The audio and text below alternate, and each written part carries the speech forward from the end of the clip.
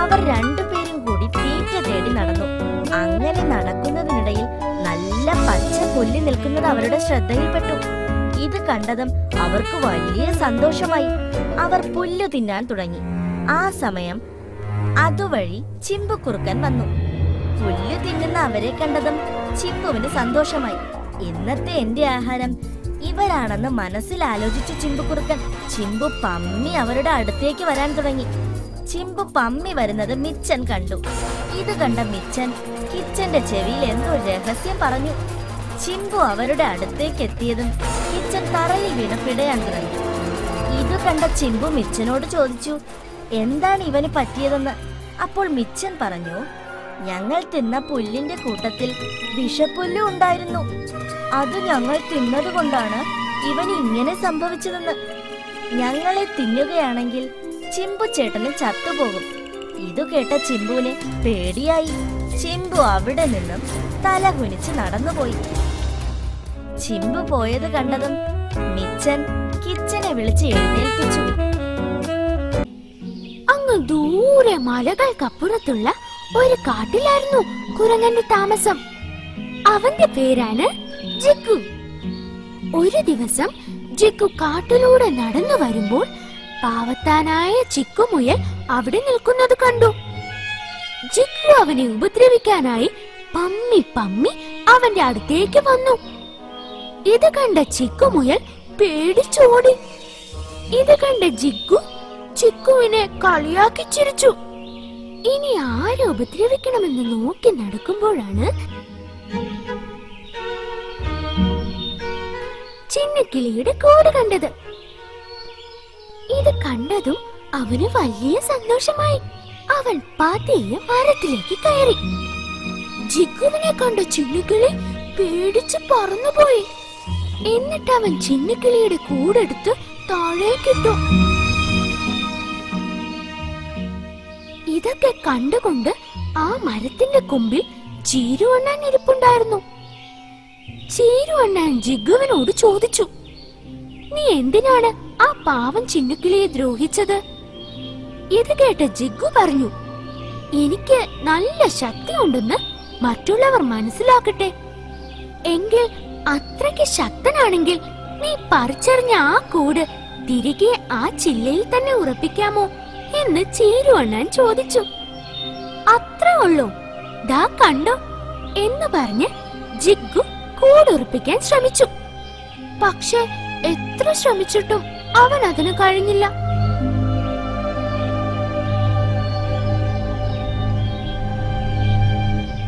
ഇത് കണ്ട ചീരുവണ്ണാൻ ചോദിച്ചു, ആ ചെറിയ കിളി ചെയ്ത ജോലി പോലും ചെയ്യാനാവാത്ത നീയാണോ ശക്തൻ? ഇത് കേട്ട ജിഗുവിന് അവൻ ചെയ്ത തെറ്റ് എന്താണെന്ന് മനസ്സിലായി. ഒരിടത്ത് ഒരു അത്യാഗ്രഹിയായ മുയലുണ്ടായിരുന്നു. അവന്റെ പേരാണ് കിട്ടു. അവൻ ഒരു ദിവസം തീറ്റ തേടി പോവുകയായിരുന്നു.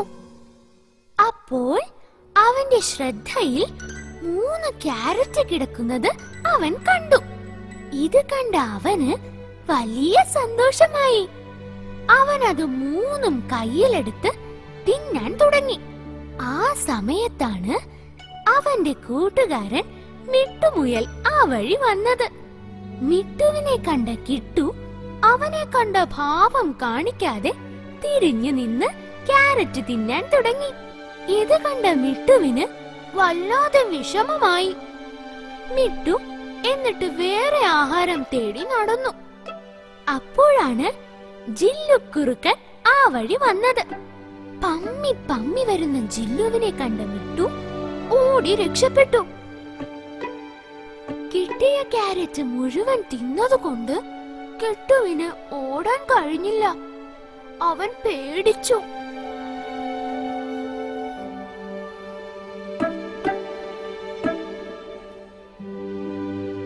ആ സമയം മിട്ടുമുയൽ അവിടെ നിന്നും വിളിച്ചു പറഞ്ഞു, കിട്ടു, നീ എന്റെ മാളത്തിൽ കയറി രക്ഷപ്പെട്ടോ? ഈ സമയം ജില്ലുക്കുറുക്കൻ ഓടി അവിടെ എത്തി. പക്ഷേ കിട്ടുവിനെ പിടിക്കാൻ കഴിഞ്ഞില്ല.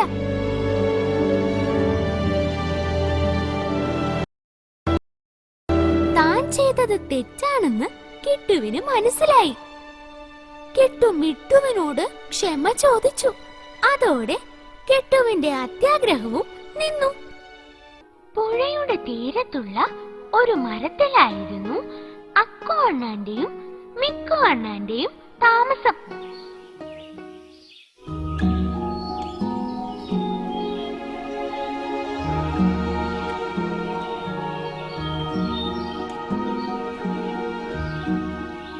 ഒരു ദിവസം അവർ മരത്തിലിരുന്ന് പഴങ്ങൾ തിന്നുകയായിരുന്നു.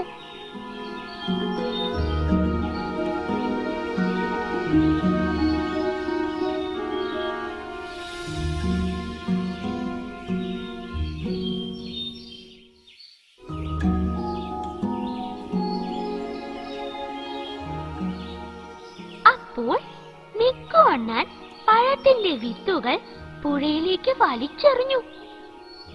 ഇത് കണ്ട അക്കു അണ്ണാൻ ചോദിച്ചു, വിത്തുകൾ പുഴയിലേക്ക് വലിച്ചെറിയാതെ കരയിലേക്ക് ഇട്ടുകൂടെ? വിത്തുകൾ എവിടെ ഇട്ടാലും ഒരുപോലെയല്ലേ എന്ന് മിക്കു ചോദിച്ചു.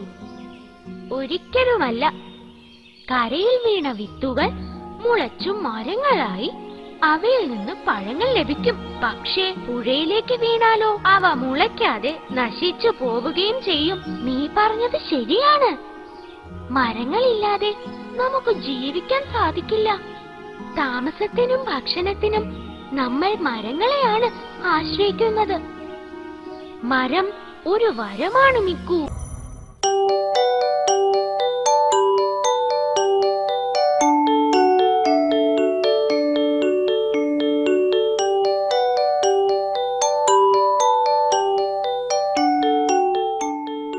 മഹാമടിയനായിരുന്നു ജൂജുമുയൽ. അവൻ സ്വന്തമായി തീറ്റ തേടാതെ അച്ഛനും അമ്മയും തരുന്ന തീറ്റയായിരുന്നു അവന്റെ ഭക്ഷണം. ഒരു ദിവസം ജൂജുവിനോട് അച്ഛൻ പറഞ്ഞു, പണിയെടുക്കാതെ ഭക്ഷണം കഴിക്കാമെന്ന് നീ വിചാരിക്കണ്ട. എന്റെ കൂടെ നീയും തീറ്റ തേടി വരണമെന്ന്. ജൂജുവിന് അത് കേട്ടപ്പോൾ വല്ലാത്ത ദേഷ്യമായി. അവൻ മനസ്സിൽ പറഞ്ഞു, ഒരു സ്നേഹവുമില്ലാത്ത അച്ഛൻ. ഈ അച്ഛനെ ഒരു പാഠം പഠിപ്പിക്കണം. അവൻ ആരും അറിയാതെ അവിടെ നിന്നും അടുത്തുള്ള ഒരു കാട്ടിലേക്ക് നടന്നു നീങ്ങി.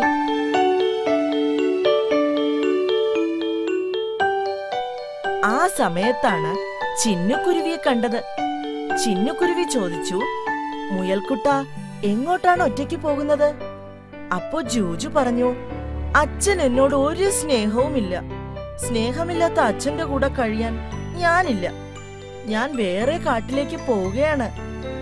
ഇത് കേട്ടപ്പോൾ ചിന്നുകുരുവി പറഞ്ഞു, നീ മണ്ടത്തരമൊന്നും കാണിക്കല്ലേ. നീ വീട്ടിലേക്ക് തിരിച്ചു പോകണം. പക്ഷേ ജൂജുമുയൽ ഇതൊന്നും കേൾക്കാതെ മുന്നോട്ട് നടന്നുപോയി. അങ്ങനെ പോകുമ്പോൾ അവൻ ചില്ലുവണ്ണാനെ കണ്ടു. ചില്ലുവണ്ണാനും ജൂജുവിനോട് എങ്ങോട്ടാണ് ഒറ്റയ്ക്ക് പോകുന്നതെന്ന് ചോദിച്ചു. അവൻ ചിന്നുകുരുവിയോട് പറഞ്ഞതുപോലെ ചില്ലുവിനോട് പറഞ്ഞു.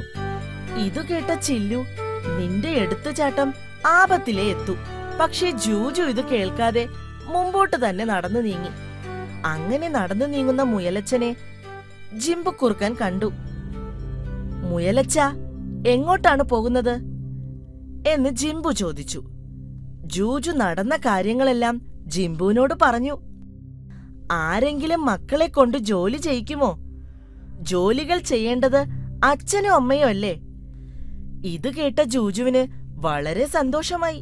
അപ്പോൾ ജിംബുക്കുറുക്കൻ പറഞ്ഞു, മോൻ എന്റെ കൂടെ വാ. ഒരു പണിയും ചെയ്യണ്ട. നിനക്ക് വേണ്ടുന്ന ആഹാരം ഞാൻ തരാം. അപ്പോൾ ജൂജു മനസ്സിൽ പറഞ്ഞു, അച്ഛനെയും അമ്മയെക്കാളും സ്നേഹം ഈ കുറുക്കച്ചനുണ്ട്. ജൂജുമുയൽ ജിംബുവിന്റെ കൂടെ അവന്റെ വീട്ടിലേക്ക് പോയി. വീട്ടിലെത്തിയതും ജൂജുവിന് കഴിക്കാൻ ആഹാരം കൊടുത്തു. ഈ സമയം ജിംബുവിന്റെ ഭാര്യ ജിംബുവിനോട് ചോദിച്ചു, ഈ മുയലിനെ നമുക്ക് ആഹാരമായി കഴിച്ചാലോ എന്ന്. ഇത് കേട്ട ജിംബു പറഞ്ഞു, ഇവൻ കുറച്ചുകൂടി വലുതായിട്ട് ഇവനെ തിന്നാം. ഇപ്പോൾ ഇവൻ കുഞ്ഞാണ്. ജിംബു പറഞ്ഞത് ജൂജുമുയൽ കേട്ടു. ഇനി എന്ത് ചെയ്യുമെന്ന് ജൂജു ആലോചിച്ചു.